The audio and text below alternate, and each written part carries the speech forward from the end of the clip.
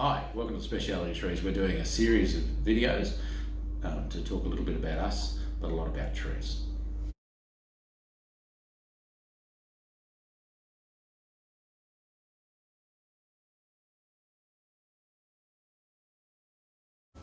So knowing your stock before it comes out the site, pretty key aspect of the whole delivery process. And I think it's important to remember that we are guided sometimes by the seasons, and we might have a long cold winter or a short spring or a sensationally hot summer, and this can have a significant impact on the size, width or age of the trees that we're supplying to you. So I'd always suggest making contact here with us at the office. You can do that via a phone call, we can send photos via email, or we can do a formal AS2303 inspection before the stock leaves. That way you know exactly what you're getting and you can convey that to your workers or your customers themselves.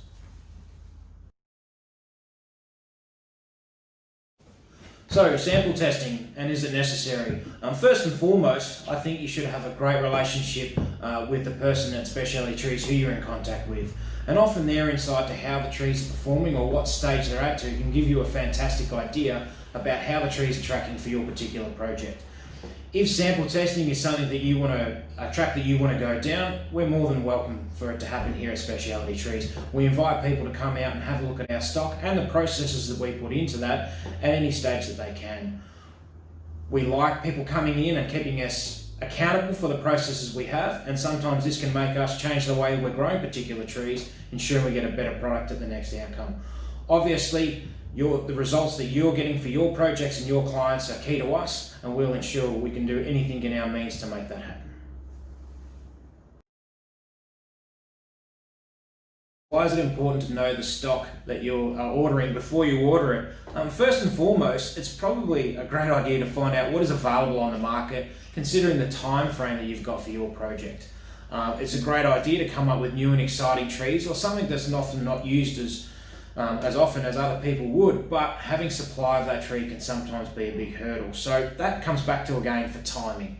And if we've got enough time to produce the tree and the size and the specs that you desire, we're happy to try and grow anything for you. But if time is of a constraint, that would be the first thing that I would check, just to make sure that the stock is available.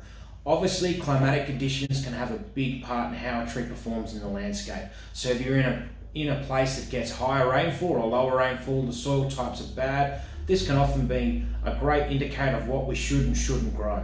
And we can always feed into that for you and give you some ideas about what would perform well and what wouldn't. Sometimes, if we're given enough time, we can change the way that things are grown. We can change the potting media, perhaps we can change the understock that the deciduous tree is grafted onto to suit the certain project and ensure that the tree performs in the landscape. Doing this right at the start and giving us enough time to produce a tree is obviously the biggest and best hurdle you can get over. Okay, so we've supplied some trees to a project and they're not performing well. Over the 15 years that I've spent here, the two biggest reasons why trees don't perform well in the landscape is that they're planted too deep or there's an irrigation problem. And these are generally the two that come to us first of mind, and they're probably the questions that we'll ask first when trying to determine what's wrong with the tree. Planting depth is critical. It should be no more than a centimetre or two above the height of the root ball that was supplied. And by planting too low or too high can have a significant impact on the tree health very quickly too. So too low often means that we're getting too much moisture. Roots shouldn't grow up, they should grow out or down.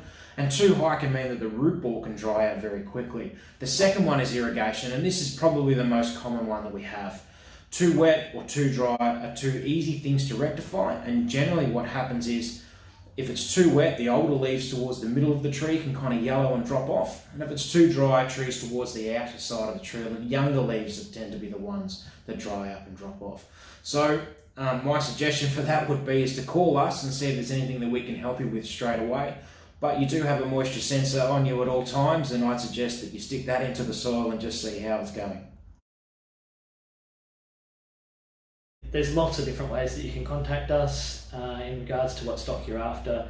Obviously the easiest way is a phone call straight to us in the office, and we can talk to you straight away. Other ways is through our email or our website, which is fantastic if you're looking for different varieties or ideas that you may not have thought of that would suit your area.